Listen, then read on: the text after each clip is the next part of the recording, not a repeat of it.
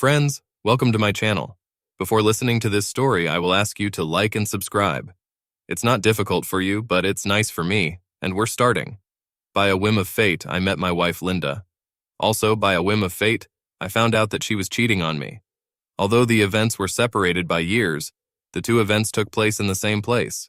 This place was located at my workplace in Honolulu, Hawaii. The case I started arose by accident.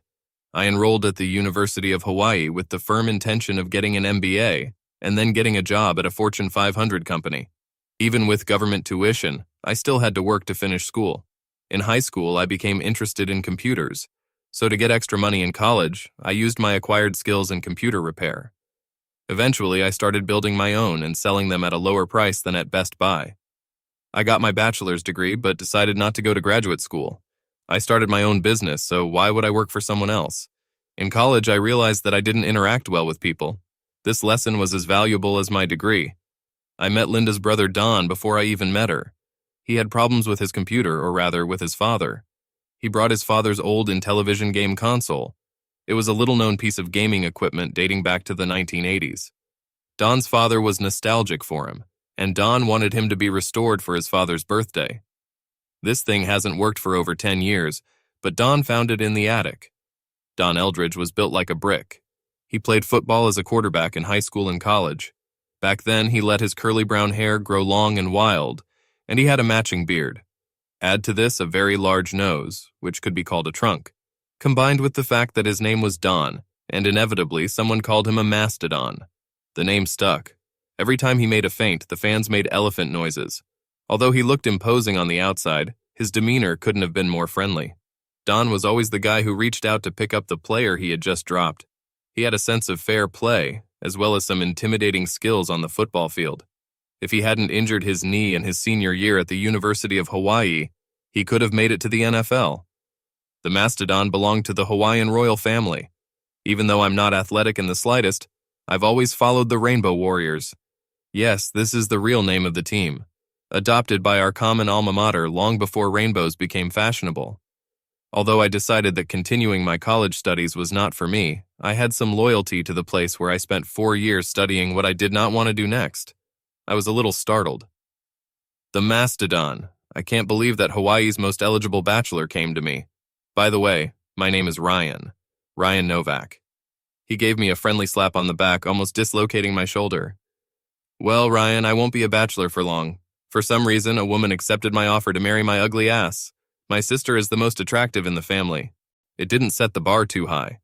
I told him my price, which was discounted because of my appreciation for this man. I asked for his autographed photo. My marketing classes were not in vain. 2 weeks later, I actually met Linda when she came to pick up Don's restored companion because he was doing local advertising or taking tourists on his boat for mastodon tours. I was smitten. She had the same curls in her long brown hair as her brother. Her nose wasn't that prominent, and she was a few inches shorter. In fact, she had many of the same features in a much more attractive and miniature package. She wasn't stunning, but she was definitely attractive and possessed obvious beauty. We started dating, and that's how I met her best friend, Don's wife, Candace.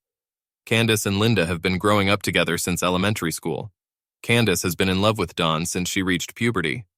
Eventually, Candace turned into a woman, and Don noticed his sister's friend and began courting her. Or something like that. It's the saccharine version, I'm told. Candace has turned into a beauty. She is one of those Hawaiian women who can be seen in travel ads. A mix of an Asian and an indigenous islander with God knows what other piece of attractiveness involved. I had no doubt that she was targeting him, and he was powerless to resist. All three of them had shared memories that I wasn't a part of. But in the end, I got settled. The only thing that was noticeable was that Candace was never called by the obvious nickname Candy. She stopped all attempts to use this nickname, and one evening when I asked her why, she replied, "Candy sounds like a stripper who's empty-headed. I never wanted anyone to think that way about me." Don and Candace got married, and soon Linda and I got married. Linda and I had 2 children. Don was shooting blanks, and he and Candace both wanted children, so they adopted 2. They adopted each child around the same time Linda gave birth to ours. Adoption really takes time, and it was like we were all in sync with each other. It was great to be part of a strong quartet. We loved being around each other, all the kids played together, and we were in each other's lives almost daily. Naturally, something so perfect cannot last long. The gods hate eternal happiness in our lives. I developed my business so much that Linda didn't have to work. I not only repaired and built computers, but also restored old arcade games and home game systems. The change came when our children became old enough to go to school. Linda wanted to work part-time. I didn't have any problems with that, why not? I didn't want my beloved to be bored. She got a job at a credit card company in their call center. It was 4 hours a day, and she could always send the kids to school and be back before they got home. I was happy. She was happy. We all had to be on the poster of model families. It was Candace who accidentally revealed to me the fact that Linda was cheating on me. It was a typical day at work for me when Candace called me and said, "Ryan, I really need you to work with my computer. This is an emergency situation. I need it right now." The emergency was that her laptop was a piece of metal that wouldn't even start. Candace was an aspiring writer, and her stories were only in this laptop. I assured her that I would do my best after I lectured her on the need to back up my work to a USB stick, and then went deeper. It wasn't that hard to recover the data. Candace uploaded something she shouldn't have. Curiosity got the better of me, and I started looking for the culprit. It turned out that it was a photo that Linda had sent by email. In this letter, there was a picture of a very handsome man without a shirt. Later, I found out that his name was Hunter Sampson. Linda's text accompanying the photo read, "This is my boss." The photo plus the exclamation mark made me study Candace and Linda's emails. Without going into details, Linda's boss sent her this photo and she shared it with her best friend. I will say this for my sister-in-law. She questioned Linda about what happened. What did she say that her boss thought it possible to send her a photo of him showing off his magnificent abs? She was ruthless in this email exchange when Linda tried to put it off, saying it was just a picture of him surfing. This angered Candace, and she said unequivocally that Linda was very close to crossing the line. Linda backed off and agreed. She said she wouldn't encourage anything like that anymore. Everything looked good, and yet I was suspicious. Was it really over after Candace scolded her? I wasn't sure, so I looked at Linda's laptop. Knowing that she knows about what I do for a living, I knew that she would be smart enough to delete any damn emails, and also smart enough to empty the trash if she sent something that shouldn't be noticed. What she didn't delete were her sent messages. It confuses so many people. This folder was a revelation. Many of her messages were in response to a previous message, so I quickly got a pretty good picture. Linda sent him a picture of herself. He just told her that she had to see him in person because no photo could do it properly. After that, the subsequent emails got even worse. Yes, they made love after that. They both raved about how good it was every time they met and couldn't wait for the next time they met.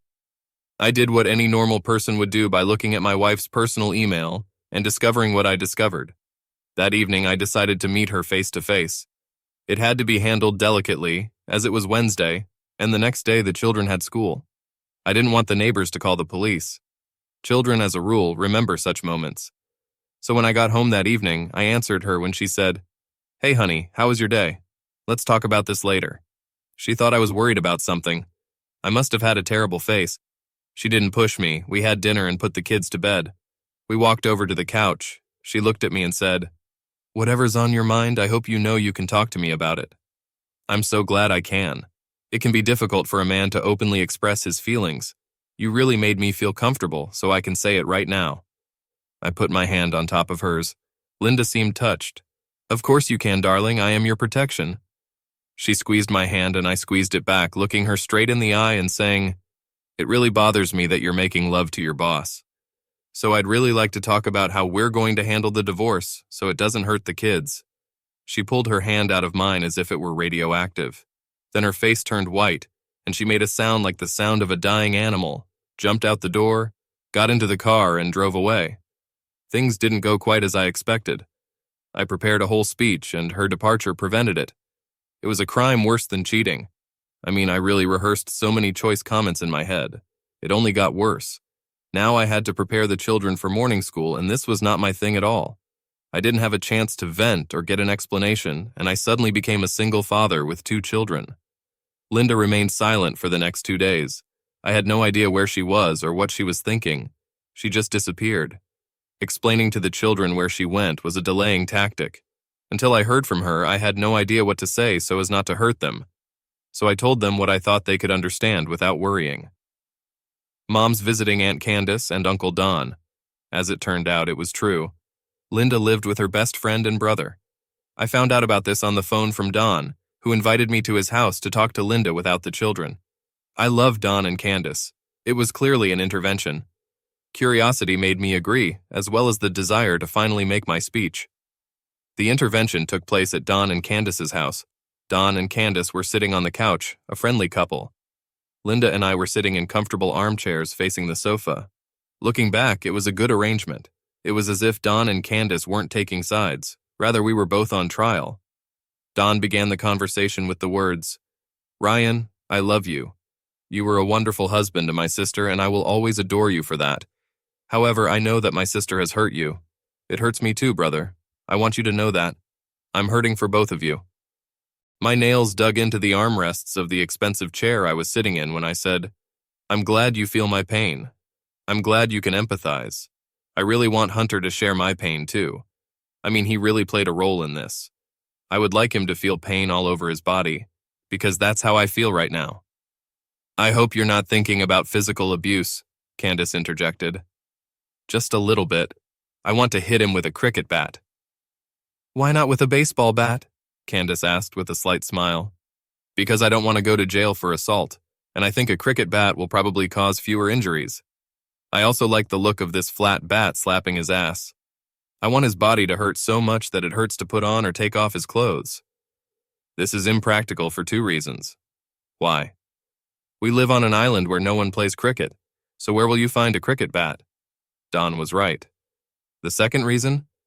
Violence never solves anything. I disagree. This stopped fascism in Europe. You can't compare Hunter to a Nazi. Well, you're right there. There's no comparison. The Nazi never made love to my wife. I know that the worst thing for you is lying and cheating. This breach of trust will be difficult to fix. I was silent for a few seconds. Everyone was looking at me, waiting to see how I would react to her overture. Actually, this is not the worst thing. The worst part is that you were in love with someone other than me. Linda was trying to save what she thought was a chance for me to accept her sincere and repentant confession. I've only made love to him 7 times. I nodded. What a relief. Thank God, only 7 times and not some inexcusable number. Since you all seem to be experts in this matter, what exactly would that number be? I looked at everyone in the room. No one answered this question. I did not expect anyone to answer since the question was rhetorical. Don tried to evade the question. Once, twice, 100 times. This is not the most important thing.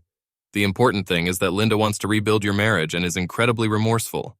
Candace supported him before a second had passed.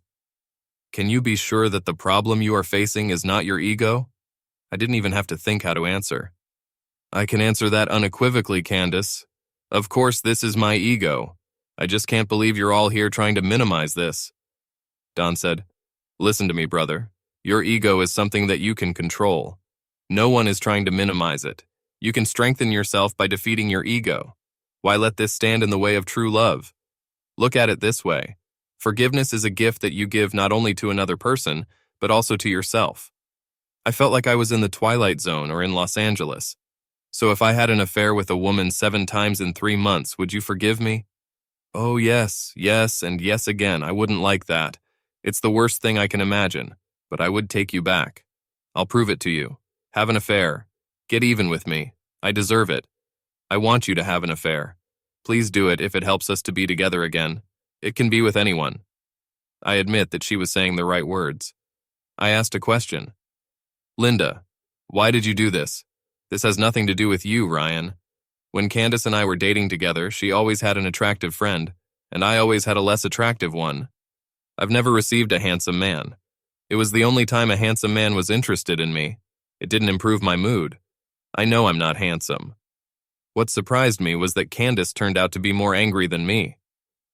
Do you really blame me for everything, you fool?" I was afraid Candace would scratch her face, but Don held his wife back. Linda got up from her chair and said, "I was just jealous. Oh, please don't think I blame you. You're my sister. It was my insecurity. I don't want to lose our friendship." Candace stopped pulling away from Don's embrace and said, "We have always been and always will be sisters. I'm really sorry that you didn't get any beauties. You deserve it, although none of the handsome men can compare with my Don. I wish you'd found out sooner that looks aren't the most important thing." It seemed to me that the conversation had somehow slipped away from me, and at that moment I was most worried about myself. I tried to get things back to normal. Candace, I know that you love your best friend, and you say that I'm a good friend too. If I cheated on Linda, would you be as forgiving? Would you try to persuade her to make peace with me? Candace somehow moved away from the emotional moment and said, Look, she was able to share her life. What she did has nothing to do with you. She lived 2 different lives. I said, That sounds like complete nonsense. I know it's hard for men to understand, Candace said, but all women are capable of it to one degree or another. This was also unexpected. I turned around. Dawn, if Candace had cheated on you for 3 months, would you forgive her? Dawn looked at me resentfully. That's a ridiculous question. Candace is not some dirty cheater who would betray her husband and spread her legs for some man and risk her marriage. Linda started crying with howls. Dawn hit an obstacle and backed up. I mean, we can all be tempted, even Candace. She will always overcome temptation, but if that doesn't happen, I will forgive her. Even if she succumbs to temptation 7 times? Once, twice, 100 times. That's not the point. It's important to deal with your male ego. So my love for Candace is stronger. It seemed like complete shit to me, so I asked his wife, Candace, if you cheated on Don, whom I know you love, would you expect him to forgive you? I can't believe you're even asking me. I'm not some kind of cheater. Linda screamed and collapsed into the fetal position. Candace ran over and hugged her. No, not you, Linda. You are not a fool just because you made love to another man besides your husband. Linda howled even louder. Loving someone else doesn't make you a fool. You're not stupid. You didn't do it for the money. You did this because you have low self-esteem issues. Linda started shaking and slapping her face. I saw Don wondering if he should call an ambulance. Don and Candace were holding Linda's hands. I tried to summon the voice of reason into the room again after Linda refrained from attacking herself. I looked at Candace. So let's see if I got it right. Linda wants me to have an affair. Don says he'll forgive you for having an affair. You say it's okay for someone to want love with an attractive person. Did I understand correctly? Yes, Don replied. We all tell you that. Candace, you also told me that I should love Linda as much as you do because I married her. Yes, Ryan. You married her for better or for worse. Dawn and I are more concerned for her well-being than you are. She's obviously hot. Well, I said, you've all given me a lot to think about. It seemed to me that now was the right time to apologize and get it over with. I liked Dawn, I liked Candace, and I loved Linda like hell. To cut them all out of my life would be painful. However, this evening turned into a circus, and not in a good way. I left that night feeling like I had ruined their close relationship, but none of them really cared about me. I returned home and stared at the ceiling for hours, thinking. Around 3 a.m., I had an epiphany. I actually slept for 2 hours after replaying it in my head a few times. I was woken up by the doorbell after drinking my first cup of coffee. Yes, I wake up after the first cup of coffee. I don't remember how I somehow sent the children to school. I wasn't sure if I had fed them. It was Candace. I invited her in, but I was wary. The previous night was a shitty show. I took a second cup of coffee and poured it for her. Sorry about the shitty show last night, Candace said. I almost spat out my coffee when she repeated my thoughts. After a few seconds, I said, I thought you were right. You're more concerned about her well-being than I am. So I have a solution. I'm glad you've come to your senses. I paused for dramatic effect. You and I are going to have an affair. 7 meetings. After that, Linda will be completely forgiven. What? Seriously, what? Linda said I could have an affair if it would help. So I take her word for it. Don said he'd forgive you if you cheated on him, so I take his word for it. You said you wanted me to forgive Linda, so I'll take your word for it. I have to talk to Don about this before I even think about it. It will ruin the situation. Linda hid it from me, lied, and kept me in the dark. Everything should be the same. Don has already said he will forgive you, so don't consult him. Linda never told me. I caught her. Tell him when it's over if necessary. Damn it, I want you to tell him after this is over, but not before. It won't be as mean as Linda behaved anyway. I'll definitely tell Linda too. And how the hell am I supposed to meet with Don every day and keep it a secret? You have to share your life. I've heard from you that all women can do it better than men. I don't think I can do it. There's too much to think about. Why don't you just find someone else? Well, I'm pretty sure I won't find a suitable beauty who really attracts me. I'll probably have to hire an escort. It doesn't suit me. You have a personal interest and an amazing body. So you're my option." She replied, "I have to think about it." Of course, it meant no. I wasn't surprised that Candace didn't really mean what she said that night. She just didn't try all this nonsense on herself. I was making plans for a divorce. Suddenly, 2 days later, Candace changed her mind. "I have decided to accept your request. I wish I could say that it was because she was crazy about me.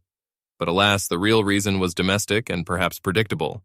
She showed up at my house in a rage, not even knocking, but just opening the door and storming inside. 'I can't take it anymore. She's driving Dawn and me crazy. She's ruining my marriage.'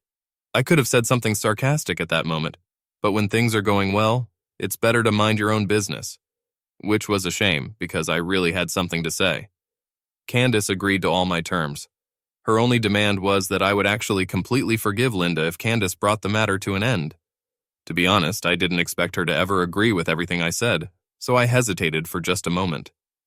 After a short pause, it followed. "Absolutely. I'm only doing this because she's my best friend. I don't love you too much right now." However, she agreed, and it was really important. We started working out the details. "It will look suspicious if you forgive Linda immediately. How do we sell this to Linda and Dawn that you're taking Linda back?" I had an answer to that question. All I needed was to offer Linda a lifeline. That day, I called Linda during my lunch break. "Linda, I need you to report your relationship with Hunter to HR. What should I tell you? I can't claim that it was harassment. I won't lie. I'm not asking you to do that, my dear. I'm not asking you to do something unethical that will touch your conscience. However, after reading your employee handbook, I found that there is a policy prohibiting communication between a boss and a subordinate. You know, one of the measures aimed at preventing the possibility of sexual harassment. You really work for a good company, so just let me know about the relationship." She did it. It turned out that Hunter was married to a very rich woman with a prenuptial agreement. It's a gift when the enemy puts his head in a noose and all you have to do is knock the chair out from under your feet. Let's just say Hunter got into trouble and left Hawaii, so he was never seen again. After Linda did this, I welcomed her home. I greeted her with kisses and we made passionate love the night she returned home. Linda and I were together again. Although it was conditional, I have not dropped my reservations. Linda could feel it. We made love and acted like a family, but she knew I hadn't completely forgiven her. She knew there was still a wall. She was right. This wall won't come down until Candace makes up her mind. Candace didn't back down when I agreed on our first date. I thought it would be spectacular. I booked a room at the Four Seasons Hotel with a king-size bed. I put the rose petals on the slightly discarded bed. I lit the candles and made sure they wouldn't trigger the smoke alarm because I turned it off. She'll see a bottle of champagne and a bowl of strawberries when she comes in. It will be an illicit affair. I will play the role of a lover to the end. I wanted her to be involved in this, so it was right that I was involved in it too. It turned out to be easy for me. I was looking forward to it, and although part of me felt that Candace could give up at any moment, I wasn't going to be the one to kill her attitude. I was going to do my part and trust that she would do hers. If not, we'll just go back to where we started. Candace has disrupted my plans. She appeared in a long coat which was very inappropriate for the climate, as well as with what might just as well have been a night bag. "Ryan, what kind of champagne with strawberries? It's not going to work." "Why? I already have the most romantic, wonderful, best lover at home, so I don't want you to even dream of becoming a better lover. Sweep those fucking rose petals off the bed. I also don't eat strawberries, and just give me a few minutes in the bathroom. Does that mean you're backing off?" "No, it just means that we will use each other, not make love. I wish I didn't see a single rose petal on the bed when I come out of the bathroom." She came in with her bag and slammed the door. The old faithful was standing at attention even before she entered the room. While I was waiting for her to come out, the poor guy was withering by the minute, and I was thinking, what the hell is she doing there? The woman who came out of the bathroom was wrapped in a black bra that was a size smaller and black panties that looked like they were painted. Her newly applied lipstick was a shade of red, which I think is called Use Me. So if it works, I'm Candy. You don't make love to me, you don't call me Candace, I'm Candy. I'm not your lover, I'm your cheater. Every time we meet, I'm a sweetie, and I'm here to love you. That's all my plans. I was all ears. Call me Candace once and it'll be over. From now on until we're done with hot and sweaty, I'm Candy. Is there any problem with this? For what? I grabbed her and our tongues danced in the blink of an eye. It was not at all what I had imagined or planned. It was much better. I thought I was going to die after that.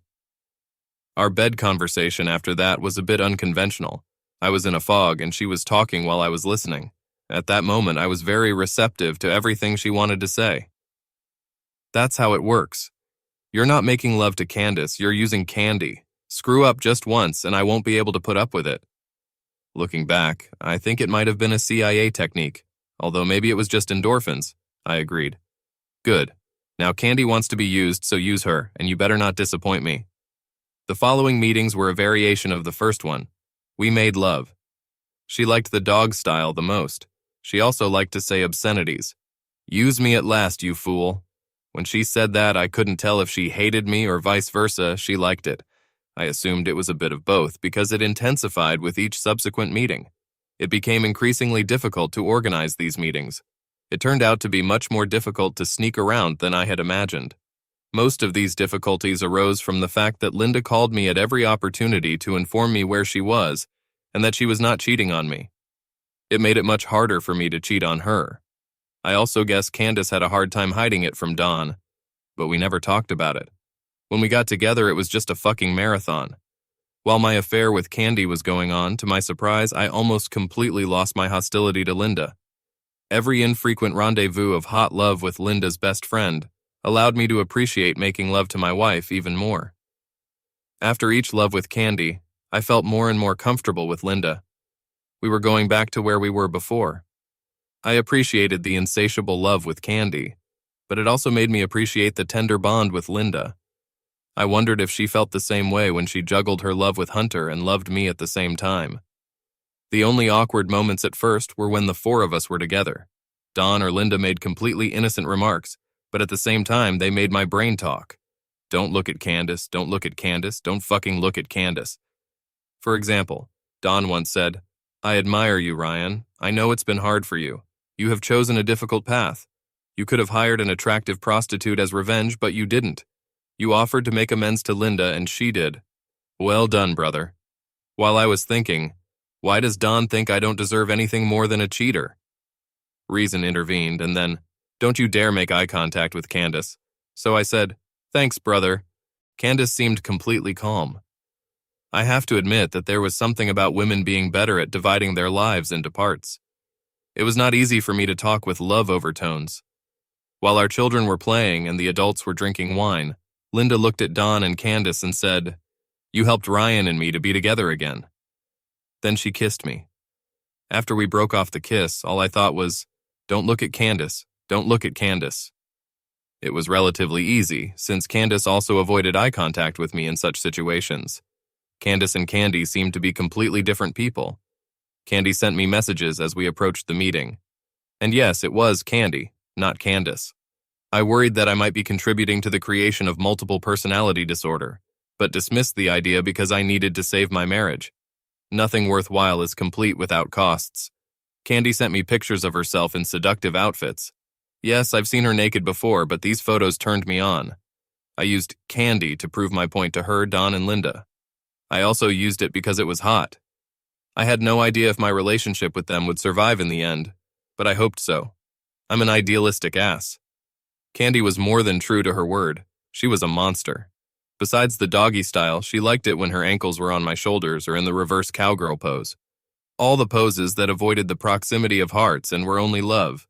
Besides, dirty love. The exception was the last night. We had more time than usual, as we didn't have to worry about getting caught. After that night, Candace made it clear that she was going to tell Dawn everything. We left with the last hurrah, and certainly not as a result of gentle lovemaking, but through an improvised 69. My tongue focused on the target in the center, then vigorously tormented everything within an inch radius while she sucked me to the end. I think it splashed, but I'm not sure. From my point of view, it was like a honeycomb exploding in front of my nose at the same time as the geyser burst out of the Old Faithful. That's the closest I can come. My ears were pressed against her hips, crushing my head. Then she rolled over onto her back and just lay there for a few moments, trembling all over. I was shaking a little myself, and my ears were ringing from the way she held my skull in a vice. We lay in silence for several minutes, maybe an hour. How are you feeling? Candy broke the silence. I think I just died. Maybe we should just end on a high note and not go to the second round. She actually giggled before saying in her girliest voice, I really hoped that the rumors that you were a quitter weren't true. I had 2 more shocks after that, and I have no idea how many she had. We were both so loud and vocal that I'm surprised the other couples making love in this cheap motel didn't report us to management because we were interfering with their own love. We definitely came out with a bang and more than a few sobs. After our last love, I took a shower first and managed to basically regain my balance. Candy went, and when the bathroom door opened again, Candy was gone forever. Candace came out of the bathroom in her usual modest outfit. Her behavior spoke for itself. We're done. It was good. Indulging in sweet candies from time to time is a pleasure, but a constant sweet diet will kill you. Candace left before me. There was no goodbye kiss, just a discussion of what we would do next. She was going to tell Dawn about it tonight, and after that we'll tell Linda everything. After all, it was a family matter. Candace will tell Dawn, and then we'll all meet at my house. I told Linda that Dawn and Candace would come after the kids were in bed. It was time to put everything on the table. Dawn had something wrong, so he was going to arrive late. So it was just me, Candace, and Linda. I went first. Linda, I'm completely ready to forgive you. In fact, I've already forgiven. But before you accept that, I think Candace should speak up first. Linda was thrilled to hear my words, then looked questioningly at Candace. I made love to Ryan. Linda immediately hugged Candace. Thank you, thank you, thank you. Oh my God, you really are my sister. Candace hugged her back and said, It was the only way out. I love you. It was you, Linda said passionately.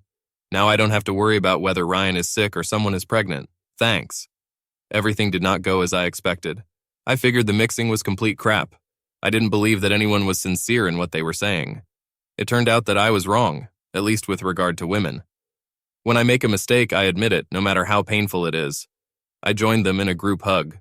I looked at Linda and said, Everything is really forgiven. I want to spend the rest of my life with you.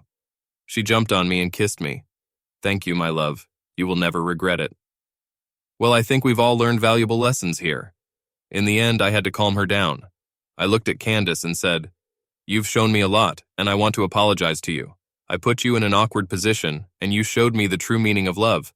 I was wrong when I asked you to do this. You've made me a better person by showing me what true love is. Candace hugged me tightly and kissed me on the lips, not at all like lately. I did it for both of you. You two belong to each other. The doorbell rang. I assumed it was Dawn. I'll open it now. When I got to the door, I realized that I had a lot to say. I learned a lot about myself and about the people who were close to me. Tears came to my eyes when I realized that the people around me are much more selfless than me. I tried to show how hypocritical those around me are, and I found out that this is not the case. In fact, it was all about my male ego. I had to apologize to everyone, but especially to Dawn. Dawn, the women are crying out there. To tell the truth, I feel like crying myself. I've learned quite a few things about myself, and not all of them are good. I also learned something about myself. I think we all may have messed up something with this whole male ego thing. I dismissed the idea too lightly. Dawn had a hoarse tone and a strange expression on his face. It took me a while to figure it out, as it was a feeling I had never seen in Dawn. And then it dawned on me. Barely contained rage. That's it. At that moment, I had 2 questions. First, where did he find the cricket bat so quickly? Secondly, will I have half a second's head start to get to the back door before an angry mastodon with a bad knee catches up with me? I decided that the answer to the first question could wait, and rushed across the house to the back door.